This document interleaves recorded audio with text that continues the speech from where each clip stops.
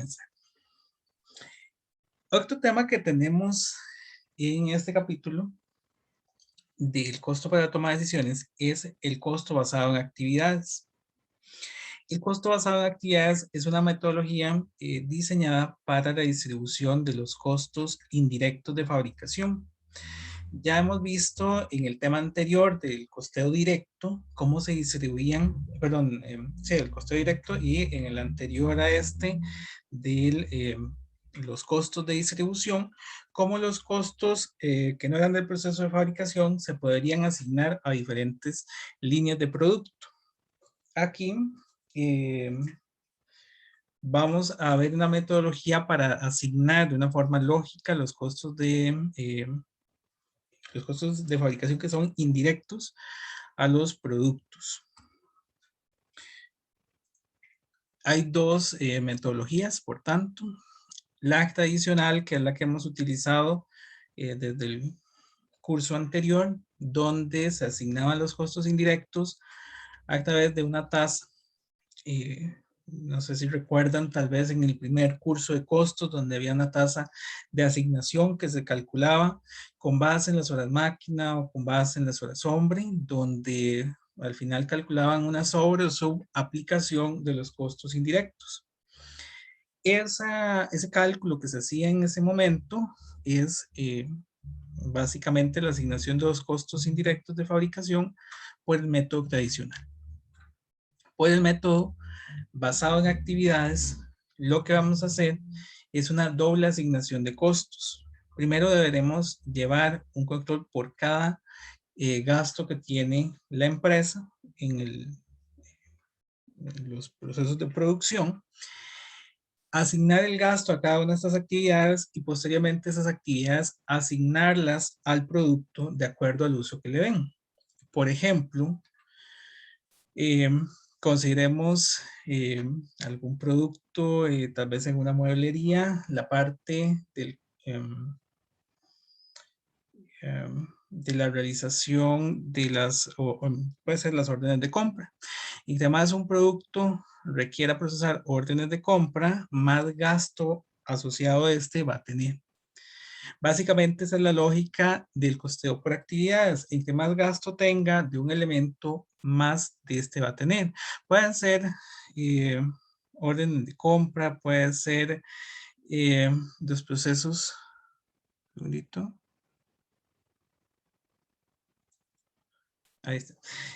Los procesos de adquisición de materiales, los procesos relacionados a la distribución de espacios, ¿verdad? Bueno, en la ontología nos dan varios ejemplos. Y todo esto se basa en la teoría del valor, que es poder identificar las actividades que tiene cada producto o que se le realizan a cada producto y determinar cuáles de estas están generando valor, por un lado. Entonces, elimino aquellas que no sean significativas y por otra parte, aquellas actividades que sí están generando valor, intentar controlar su costo al máximo. Al final es una distribución, ¿verdad? Lo que vamos a hacer. Entonces, ya sea por el costeo tradicional o por el costeo por actividades, vamos a estar distribuyendo la misma cantidad de gastos. Eso hay que tenerlo ahí presente. Pero lo que estamos haciendo en uno versus en el otro es pues una asignación un poco más exacta para el caso del costeo por actividades. Veamos este ejemplo. Nos dice que la empresa Alería S.A. se dedica a la producción de bebidas embotelladas y cuenta con 3 departamentos.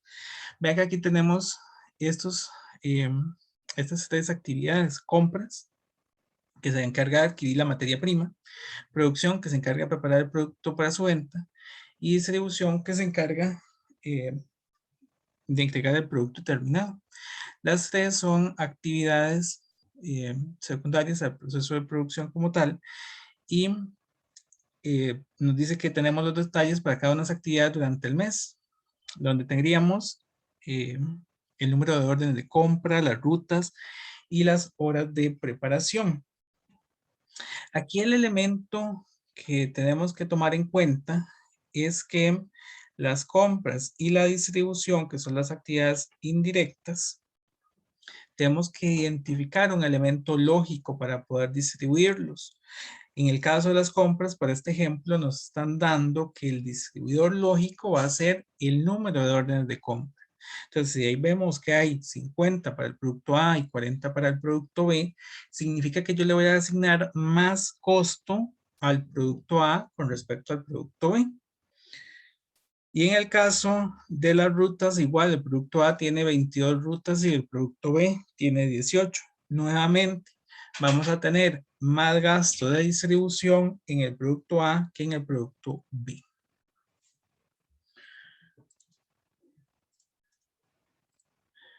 Continuando con el ejemplo, también nos dan la información de los costos primos o costos de fabricación, ¿verdad? Que es materia prima y mano de obra directa, donde nos dan el unitario por unidad que se produce y los costos indirectos de fabricación que ascienden a 21,000, que se distribuyen de la siguiente manera.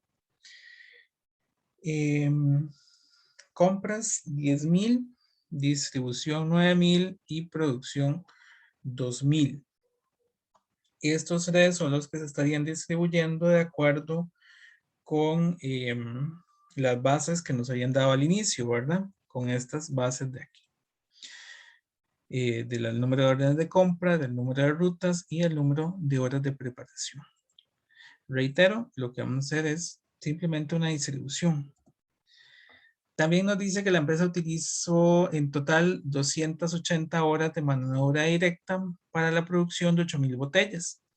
Se emplea para el costeo tradicional. Este dato es, ¿verdad? Ahí tenemos que entonces en el costeo tradicional esta empresa lo que utiliza son las horas de mano de obra. El producto A requiere 120 horas de mano de obra y el producto B 160. El generador de costo de compras es el número de órdenes de compra. El generador de costo de distribución es el número de órdenes efectuadas. Y el generador de costos de producción es el número de horas de preparación. Entonces, veámoslo por el costeo tradicional. Por el costeo tradicional, yo nada más voy a tomar todos los gastos y los voy a asignar al producto con base en una tasa que de hecho las empresas lo van a tener ahí como fija en muchos casos, que es lo que habíamos visto en el curso 1, ¿verdad?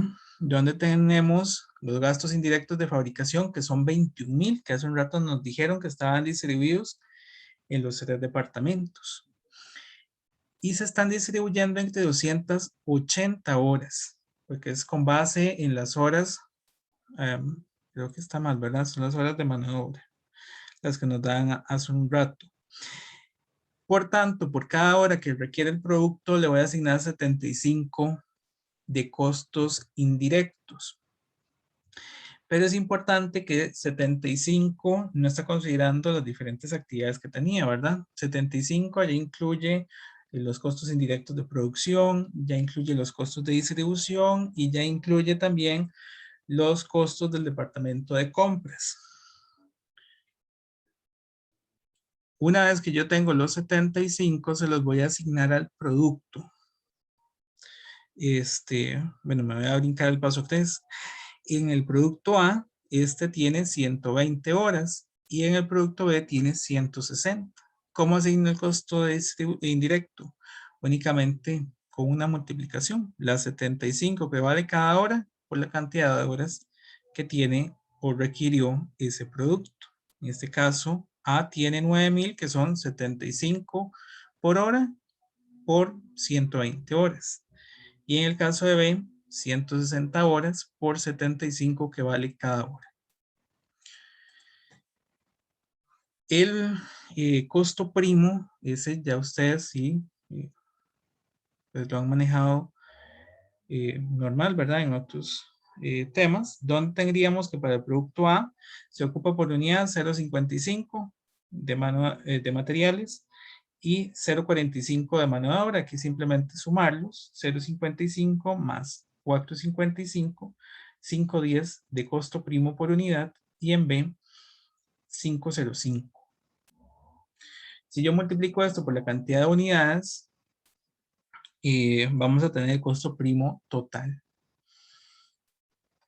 El costo primo más el costo indirecto va a ser el costo total de cada uno de estos productos. Estos 34,000, por tanto, son los 25,000 de costo primo de A más los 9,000 de costo indirecto de A. Y para llegar, aquí hay un error, es unitario, para llegar al costo unitario, simplemente lo voy a dividir entre las unidades producidas. De manera tal que cada unidad vale 6.90 en el caso del producto A, y en el caso del producto B, 9.05. Reitero que vamos a hacer una única tasa de asignación del costo indirecto, ¿verdad? Vean que todo el costo indirecto se distribuye solo 75 por hora, independiente que sea de compras, de distribución o de producción. No sé si tenemos dudas con este primer ejemplo.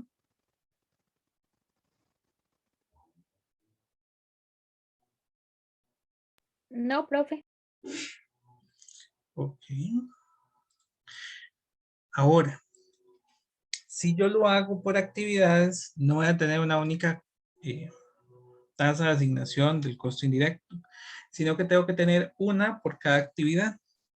Entonces ahí es donde viene tal vez una limitante que han tenido algunas empresas para implementar el costeo por actividades, ¿verdad? Que es llevar ese control de cada actividad. En algunas empresas va a ser más fácil que en otras, ¿verdad? En algunas no van a poder cubrir los costos para poder llevar aquellos controles. Todo depende de la complejidad de la actividad. Aquí las que nosotros veamos pues son actividades que parecieran mucho más rutinarias y sencillas, pero en la práctica pues no es tan sencillo llevar el control de algunas actividades. Aquí tengo las tres actividades, la de gestión de compras, la de distribución y la del proceso de preparación. Y tengo los tres gastos. Recordemos que los 21,000 se distribuían 10,000, 9,000 y 2,000. Entonces, por cada uno de ellos voy a realizar una tasa. Eso es lo que voy a tener en el numerador. Y en el denominador, estos 90, estos 40 y estos 0.5, hay que calcularlos.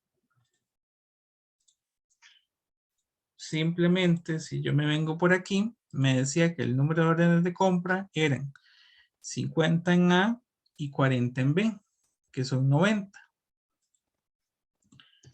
A la hora de asignar el costo, entonces voy a tener los 10,000 de compras divididos entre las 90 órdenes en total, y esto me va a dar cuánto es el costo por cada orden, que son 111.11. Eran 50 y 40. Entonces, para A eran 50. Entonces, el costo de A va a ser 50 por 11.11, perdón, por 111.11, lo que me da 5,556. Y en el caso de B eran 40 por 111.11, que da 4,444. El segundo va a ser el de distribución. Nuevamente, si vamos a la tablita, decía que eran 22 para el producto A y 18 para el producto B. Ahí es donde tenemos que son 40 rutas en total que se hicieron. Mi gasto es de 90, tomo 90 y lo divido entre las 40 rutas. Por tanto, por cada ruta, el costo indirecto es de 225. 225 por 22, que era A, son 4,950. Y 2,225 por 18, que era B, son 4,050. Vean que es simplemente una distribución, ¿verdad? Divido entre la totalidad y lo multiplico por lo que utilizó cada producto. Y el último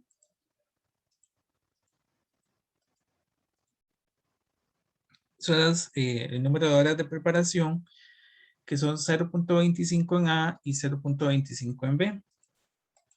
Total son 0.50. Son 2000 entre 0.50, 4000, 4000 por hora. Entonces es 4000 por 0.25 en cada uno, que serían 1000. El costo primo, vean que no cambia, ¿verdad? Lo que cambia es este pedacito, que es la asignación del costo indirecto. Eso es lo que cambia. Lo demás no cambia. Vean que ¿cómo determina el costo primo total? Es igual, es el costo de material indirecto, directo unitario más el costo de la mano de obra indirecta, de nuevo, directa unitaria, lo cual nos da el costo primo unitario. Lo multiplico por las unidades que produje y me da el costo primo total. El costo total va a ser el costo indirecto más el costo primo. Y si lo divido entre las unidades que produje, me va a dar cuánto es el costo unitario. Ahí ahorita lo cambio, que viene costo total. Es costo unitario. Y no nos va a dar igual. Si observan, aquí me dio 740 y 821. En el anterior me dio 690 y 905. Siempre, pues uno va a hacer, ¿verdad? En este caso A siempre siguió siendo mayor que A, pero si hubo una diferencia entre uno y otro, porque al inicio, en el costeo tradicional, le estábamos asignando un poco más de gasto A al no haber separado por actividades. Por tanto, este costeo por actividades es como el más exacto que podrían tener. Pero sí tener el cuidado de que el costo total, que son estos dos, sí debe ser igual por cualquiera de los dos métodos, porque al final lo que yo estoy haciendo es una distribución. No es que por uno hay menos gasto que por el otro. No, por ambos yo gasté lo mismo. Lo que estoy haciendo es distribuyéndolos de manera diferente. Aquí hay 61.650 y esos mismos 61.650 debería tenerlos si yo sumo aquí. ¿Verdad? Entonces ahí esa sería la prueba que hay que siempre verificar para que el ejercicio nos haya coincidido. Bien, no sé si hay alguna consulta con este ejemplo que teníamos por acá.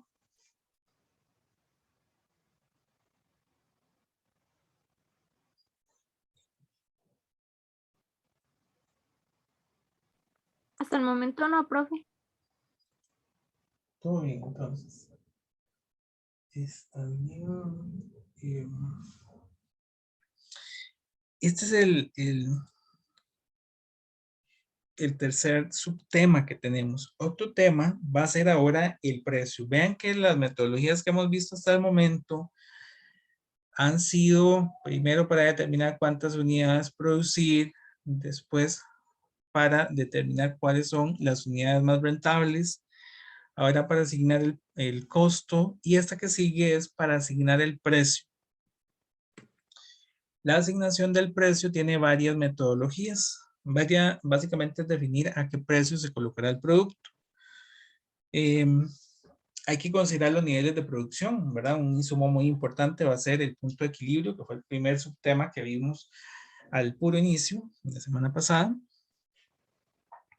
Hay varias formas de hacer la fijación del precio. Puede ser el costo total, puede ser el costo directo o puede ser un rendimiento deseado. Nosotros vamos a ver específicamente 4 metodologías, porque este de rendimiento deseado hay varias, por lo menos vamos a ver 2.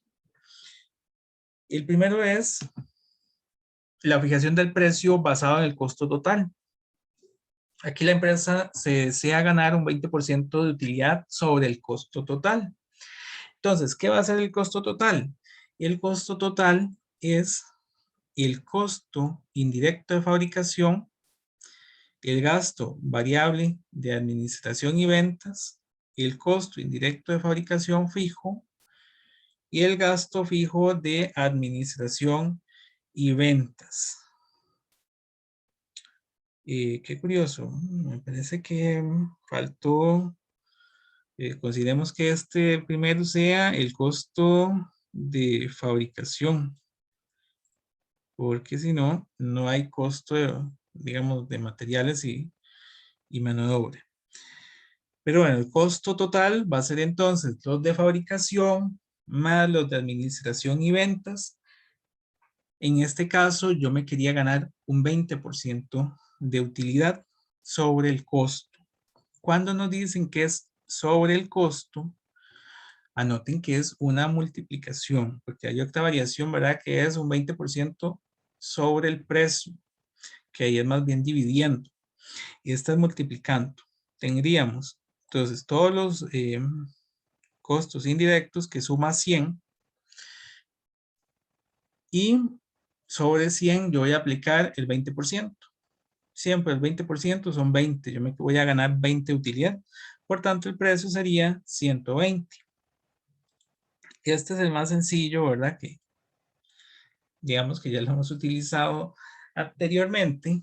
Y les decía que el acto es que yo me quiero ganar un 80% del precio. Perdón, que el costo es el 80% del precio. Y el otro 20 es la ganancia.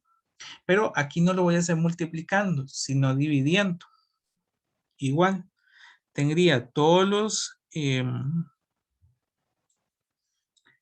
gastos, vean que es exactamente lo mismo, igual aquí hago la misma corrección, serían gastos de fabricación variables, los primeros 50. Y si yo a este costo total unitario lo divido entre el 80%, ¿verdad? Por regla de 3, el precio total con ese 20% de ganancia que voy a tener es 125. Es el costo entre el 80, ¿verdad? Es, reitero, por regla de 3. En ambos estoy obteniendo un 20% de ganancia. Lo que pasa es que uno es con respecto al precio y el otro es con respecto al costo. No sé si tienen claro este primero.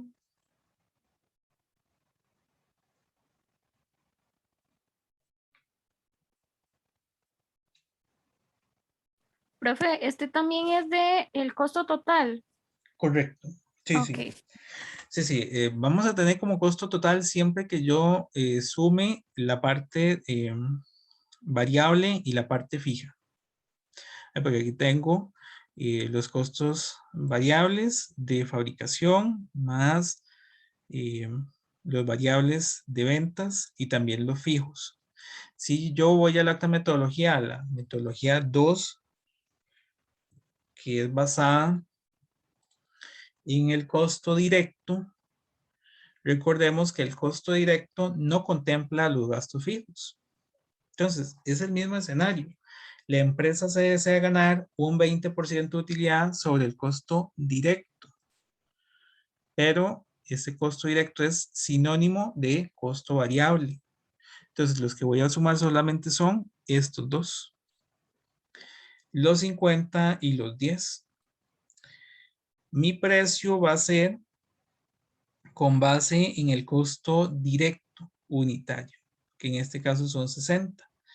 Vean que es interesante porque basado en el costo directo, lo que está es muy basado en lo que vimos la semana, ¿verdad? Hay que tenerlo muy relacionado con la parte del punto de equilibrio, porque si tengo un gasto fijo que habrá que cubrir, pero no está incluido en el precio, aquí vamos a tener niveles de producción más elevados.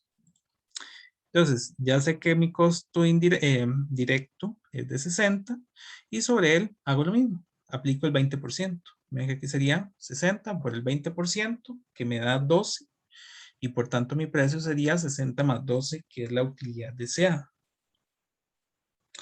Igual forma, tendríamos la misma posibilidad de que me digan, bueno, no lo puse, que me digan que me quiero ganar el 80% del precio, que sería 60 dividido entre el 80%. Estas dos son muy parecidas, ¿verdad? Y no sé si tienen duda con estas dos primeras. Sí, tener el cuidado, ¿verdad? Si yo sumo todos los costos unitarios, si no me da me va a dar más que el precio.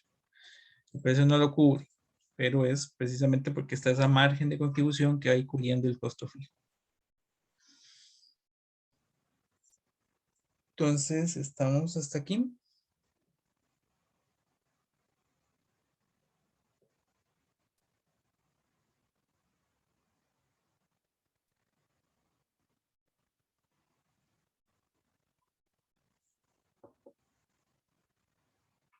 Sí, profe. Bien. Ese silencio me asusta. No sé si es que van comprendiendo todo o si quedan muchas dudas, pero bueno, ya haciendo alguna práctica lo iremos viendo. Tenemos también el método, sí, adelante. Profe, yo me quedo callada porque estoy tratando de entender. Para que no se preocupe. Está bien, no hay problema. Bueno, vamos al tercer método. Este método, como les dije, hay varias probabilidades. Sí, vean que la fórmula es un poco más compleja, vamos a ocupar más datos. Y este ya lo utiliza una empresa un poco más sofisticada, ¿verdad? Porque hay algunos de estos datos que una empresa pequeña tal vez no tenga. ¿Qué ocupamos? El costo total de unidades vendidas, la inversión fija, activos no circulantes, la inversión variable, que es el capital de trabajo expresado como un porcentaje de las ventas. También ocupamos el rendimiento deseado y ocupamos las unidades vendidas. También, ¿verdad? En este caso, hay que considerar que esta metodología no es la que yo podría aplicar desde el inicio que constituye una empresa. Es una metodología que se observan, ya hay unos datos del pasado, unos datos históricos. Entonces, eh, es igual que como habíamos visto en las metodologías de costos, es algo que va evolucionando. Los dos anteriores fueran, digamos, con lo que inician las empresas. Ya reitero, este es un poco más hacia adelante. ¿Qué ocupamos? Vean este ejemplo. Tengo los materiales. Dice que son 300, mano de obra, 400, gastos indirectos de fabricación variables, 200, gastos indirectos de fabricación fijos, 200, gastos de ventas y administración variables, 100, y gastos de ventas y administración fijos, 50. Todo esto nuevamente es el costo total de ese producto de manera unitaria. Ocupo también las horas de mano de obra, las horas máquina, el rendimiento sobre la inversión, que aquí nos dice que se desea un 20%. La inversión en activo circulante, que son 60 millones. El rendimiento sobre activo circulante, 25%, que es un rendimiento, digamos, sobre el capital de trabajo. Y las unidades que se venderán, que son 60,000. Y simplemente aquí, pues eso sí, vamos a aplicar, digamos, nuestra fórmula. Aquí vamos a tener el costo total, que va a ser el costo total unitario por las unidades que produje. Esto me da el costo total en monto. Más el rendimiento sobre la inversión circulante. Si lo ven, aquí tengo la inversión circulante multiplicada por su rendimiento. Y esto lo estoy dividiendo entre las unidades que produje. Básicamente lo que estoy haciendo es tomando todo el costo de producción más la utilidad deseada, ¿verdad? Como cuando lo hacíamos en el punto de equilibrio. Tengo el costo total más la utilidad deseada y lo estoy dividiendo entre el número de unidades. Pero yo lo ocupo a nivel de precio. Y además ocupo tener, aparte de ese costo, la utilidad. Entonces lo voy a dividir. Entonces aquí son unidades, ¿verdad? Todo esto lo voy a dividir entre 1 menos el 20% por el 25%. Que esto sería el costo menos el 20% de rendimiento sobre la inversión por el 25% de rendimiento sobre el activo, y lo que me va a dar es un precio que pueda cubrir todos los elementos. Vean que aquí simplemente aplicar la fórmula, ¿verdad? Aquí me está dando 1526. 1526 es un precio que logra cubrir estos 1250 más el 20% de rendimiento sobre la inversión y el 25% de rendimiento sobre el activo circulante. Que al final esos otros 20 y 25 pues es la ganancia que yo quiero tener.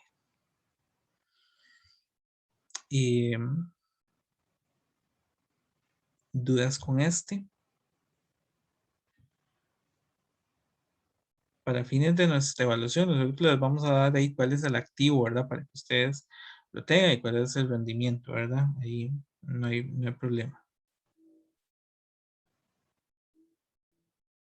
Entonces, ¿alguna consulta con este?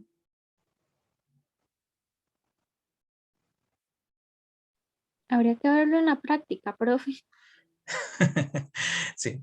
Sí, profe, no sé si me preocupa que se pongan creativos y en el examen nos pongan a calcular ese ROI o algo así como para desarrollar estos ejercicios. Ah, no, no, no. No, no. Este 25 y este 20 no los vamos a poner a calcular. Nosotros los vamos a... Entonces, eso no se preocupe. Voy a pasar a la otra probabilidad, ¿verdad? Vean que es un rendimiento deseado, ¿verdad? Basado en el activo. Pero la otra probabilidad es que se haga un rendimiento basado en el valor económico agregado. Mira, no hay diapositiva entre ambos. Bueno, en el caso de este rendimiento sobre el valor económico agregado, vean que hay una fórmula también. La fórmula es el costo de capital, pero el costo de capital expresado como un monto, más el EVA que desea la empresa, divididos entre 1 menos T. 1 menos T sería 1 menos la tasa impositiva, más el costo total, y eso lo distribuyo entre todas las unidades que voy a producir. Entonces veamos a la izquierda que me dice, yo tengo una inversión, digamos, que fuera el capital de la empresa, lo que estamos llamando aquí inversión, de 1.100.000. Y me dice que mi costo de capital es del 10%. Nuevamente, ese costo de capital aquí no habrá que calcularlo, aquí ya nos lo van a dar. Entonces, yo voy a tener la inversión y la voy a multiplicar por el costo de capital en porcentaje. Esto me va a dar el costo de capital en monto que está por aquí. Tengo el EVA deseado, que este también me lo tienen que dar, que es 150.000. O bueno, podría decirnos que es un porcentaje con respecto a algo. Tengo el impuesto, 35.8%. No sé cómo calcularon este porcentaje tan interesante, pero por aquí tengo que es 1 menos el 35.8. Tengo que el costo total unitario es de 12.80. Para calcular el costo total va a ser 12.80 por las 50.000 unidades que produjo. De aquí ya no puede salir más. Ahí está. Este sería este de acá. Y todo esto lo dividimos entre las unidades producidas, que están acá. Estas son unidades. Eso significa que el costo unitario para poder cubrir ese costo de capital, para poder obtener ese EVA, para poder cubrir el costo total, y para poder cubrir el impuesto de 35.8, es de 20.9 por unidad. Nuevamente aquí lo que tenemos que hacer es aplicar la fórmula correspondiente. Básicamente.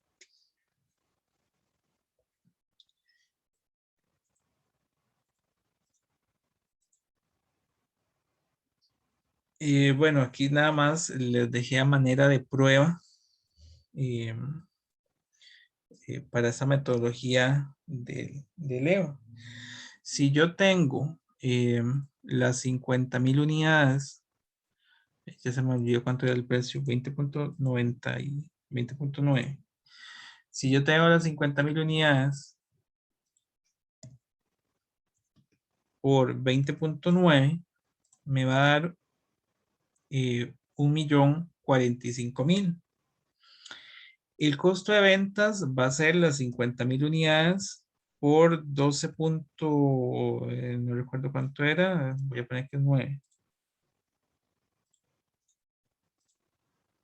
12.8, bueno, de ahí ya no puedo corregirlo, bueno, 12.8. Esto me va a dar 405,000 de utilidad de operación. Le calculo el 35.8% del impuesto y me da esta utilidad neta. Ya habíamos calculado el rendimiento sobre la inversión a través del costo de capital, que eran los 110,000. Y si yo a mi utilidad le resto ese costo de capital, me queda el IVA. Entonces ahí nada más a manera de comprobación de que efectivamente el precio de 20.9 es el precio que nos va a permitir tener el IVA deseado, así como cubrir los costos de operación totales, el impuesto y el costo de capital.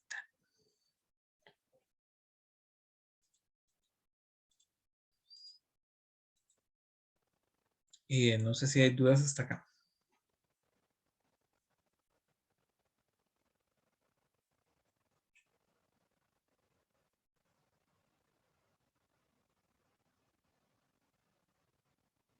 No, profe, puede continuar.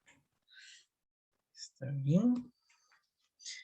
Y vamos al último subtema que está relacionado con todo lo que hemos visto hasta ahora. Es la determinación y análisis de la utilidad por segmentos. Este tema, pues, lo van a ahondar un poco más en otros cursos de contabilidad, porque esta es una NIF, ¿verdad? Específicamente, en el caso de que una empresa tenga eh, divisiones, ¿verdad? Que sea un grupo económico al final de cuentas y tenga varias empresas y que ellas tengan transacciones entre partes, ¿verdad? Una fabrica una pieza que la utiliza la otra, por ejemplo. Esas transacciones entre compañías se han puesto muy de moda y básicamente aquí vamos a ver un poco cuáles serían los precios a los que se debería realizar esas transacciones entre compañías. De igual forma, pues hay un tema tributario muy importante. No sé si lo vieron recientemente, como mes de agosto, septiembre. El tema de los precios de transferencia a nivel nacional ahora es obligatorio, inclusive para las empresas PYME. Entonces ahí hay una salida muy importante en este tema. Que también, pues bueno, es un punto muy, muy bien remunerado en la actualidad. Lo que se busca en esta determinación y análisis de la utilidad por segmento es poder asignarle a las transacciones entre partes vinculadas un precio justo. Consideremos que a un tercero nosotros le vamos a cobrar un precio, que es un precio basado en el mercado, ¿verdad? No sé, yo brindo un servicio de asesoría que en el mercado otros asesores también lo están valorando, no sé, en $1,000. Yo debería tener un precio razonablemente parecido a ese que le ofrezco a un tercero. Eso es lo que tendríamos aquí en esta parte de la utilidad por segmentos. Nos dice que para tomar decisiones adecuadas es necesario calcular la utilidad por diferentes segmentos de una empresa, los cuales pueden ser líneas de productos, divisiones, territorios de ventas y clientes, ¿verdad? Eso ya lo vimos, si recuerdan, en la parte del costo de distribución, vimos cómo se puede hacer la separación por líneas de productos, por territorios, por zonas. Al final es una distribución, ¿verdad? Nos dice que a veces las empresas hacen esfuerzos para aumentar sus ventas sin que esto se refleje en las utilidades debido a que se mantienen ciertas líneas de productos no rentables o impulsan poco aquellas que sí son rentables. Reitero, eso ya lo vimos en el tema pasado. Pero aquí nos ponen este último elemento adicional, que es que existen transacciones entre las partes de un grupo económico y se deben realizar a precios justos o de libre competencia. Esto obedece a, digamos, temas de índole, voy a hacer el comentario que más que todo tributario, porque al final son transacciones que están realizando las empresas entre sí, y tributación lo que solicita es que se realicen a precios que sean o que tengan rangos razonables, y de esa manera los acepta. Hay varias metodologías para calcular esos precios entre partes relacionadas. De hecho, reitero que el tema de los precios de transferencia pues está muy de moda en la actualidad, principalmente para fines tributarios y de toda la estrategia del negocio. Pues al final una parte de la compañía genera algo que ahorita le funciona y es mejor comprarlo, digamos, entre las partes vinculadas que comprárselo a un tercero. Es como más sencillo, muy posiblemente sea más barato, pero cada una de las partes son empresas separadas entre sí. Estas 5 metodologías son definidas a nivel internacional por la Organización Mundial del Comercio, la cual tiene un documento sumamente extenso. Aquí lo vemos, ¿verdad? Muy resumido en estas 5. La primera, que es el precio comparable no controlado, que es la metodología por excelencia para la definición de los precios de transferencia, y es cobrarle a la parte relacionada el mismo precio que yo le cobraría a un independiente. Es decir, si yo a un cliente mío le cobro $1,000, a la parte vinculada, aunque sea parte vinculada, le voy a cobrar los mismos $1,000. Ese sería el estudio de precios de transferencia perfecto. Sin embargo, en la práctica, pocas empresas lo logran realizar, porque al final uno ocupa tener algún comparable para definir cuál es ese precio de mercado, y la realidad de muchas empresas es que no tienen comparables exactos en el mercado. Entonces, por eso se han generado otras 4 metodologías. La segunda es el costo adicionado, que es lo que me costó producirlo, más un margen de contribución, un margen de ganancia que yo le defino, básicamente. Es un margen de ganancia para las partes vinculadas. El precio de reventa, que es el precio final que yo, tercero, estaría cobrando, menos el margen de ganancia del revendedor. Ese es un poco más complicado porque hay que hacer un análisis de cuál es ese margen de ganancia que puede tener un revendedor de ese producto o servicio que nosotros estamos ofreciendo.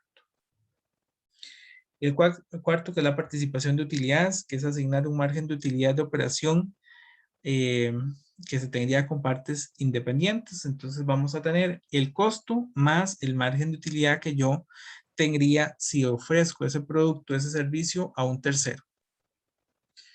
Pero ojo que es un margen de utilidad de operación. Recordamos que había 3 tipos de márgenes: el margen bruto, el margen de operación y el margen neto. En este estamos utilizando el margen de operación. Hago énfasis en eso porque la quinta metodología es el margen neto de la transacción. Nuevamente es el costo más el margen neto de una operación que se realizaría con un tercero independiente. Este tema lo van a ahondar un poco más en los cursos de tributación, de legislación tributaria, pero sí vale mucho la pena que lo investiguen. Para fines nuestros, vamos a suponer para la fijación de los precios entre las partes vinculadas estos tres supuestos. 1. El precio mínimo que debería cobrarse entre las partes vinculadas es el costo variable. Es el costo variable porque los costos fijos se deberían cubrir con la operación que yo brindo a terceros independientes. Entonces, el costo variable en ese aspecto va a ser ese precio mínimo. El precio máximo, lo que se cobra en el mercado, lo que yo le cobraría a un tercero independiente, lo que están cobrando los otros proveedores del mismo producto o servicio. Puede ser que yo no cobre ni el mínimo ni tampoco el máximo, sino que cobre un precio que está entre los dos. Ese sería un precio perfecto porque es un precio justo que está en el rango. Entonces, no sé, si me cuesta producirlo 50 y en el mercado está a 100, tengo 50, tengo 50 de ganancia. El precio justo sería uno que esté en este rango, no sé, puede ser 70, puede ser 75. Al final eso lo que va a permitir es que haya una ganancia para las partes vinculadas, una ganancia que queda dentro del grupo económico. Y estaríamos cumpliendo con esa regulación tributaria que nos solicita realizar las transacciones entre partes vinculadas a precios justos. Y pues básicamente ahí terminaríamos con este tema. Y no sé si hay alguna consulta.